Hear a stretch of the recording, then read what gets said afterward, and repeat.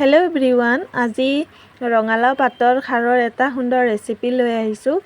এই খাৰখন মই বনাইছোঁ কঁঠাল গুটি আৰু ৰঙালাও পাতৰ লগত। এইখিনি মই ৰঙালাওৰ আগৰ পাতবিলাক লৈছোঁ আৰু কুমলীয়া পাতবিলাক লৈছোঁ, লগতে কেইডালমান ঠাৰিও লৈছোঁ আৰু ভালদৰে ধুই ঠাৰি কেইডাল ধুনীয়াকৈ বাকলি এৰাই লৈছোঁ। লগতে লৈছোঁ কঁঠাল গুটি, নহৰু, জ্বলা কেইটামান আৰু পিঁয়াজ এটা ডাঙৰ চাইজৰ।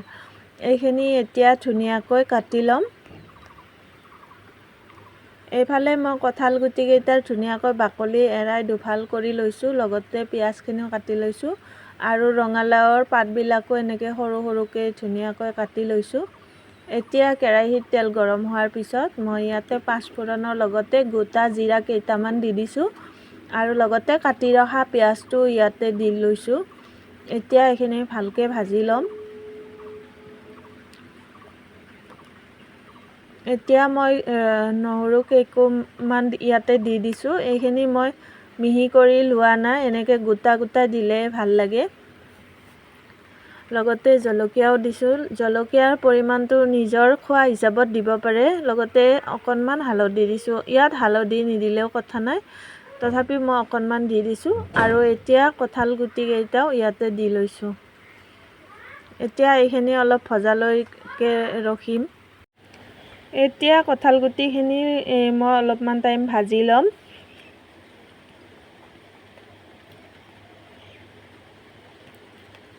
ইয়াতে পৰিমাণ অনুসৰি নিমখ দিছোঁ। নিমখটো চাই ল'ব লাগিব, যিহেতু শাকবিলাক কম হৈ যায় সিজাৰ পিছত।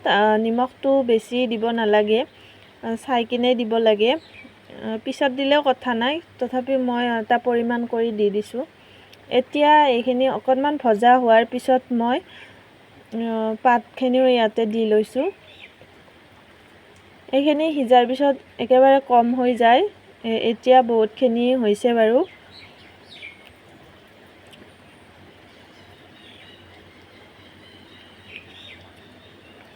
এতিয়া এইখিনি ভালদৰে ঢাকনি লগাই থৈ দিম অলপ টাইমৰ কাৰণে। আৰু ঢাকনিখন গুচাই দেখিবলৈ পাইছে অলপমান হৈ গ'ল। এতিয়া ইয়াতে ভীমকলৰ খাৰ অকণমান দি দিছোঁ। এই ভীমকলৰ খাৰটো আমাৰ ঘৰতে শুকুৱাই পুৰি কিনে ঘৰতে বনোৱা হৈছিলে। এইখিনি বহুত কাঢ়া হয়, অকণমান দিলেই হৈ যায়। এই ৰেচিপিটো আপুনিও এবাৰ ট্ৰাই কৰি চাব, খুবেই টেষ্টি হয়।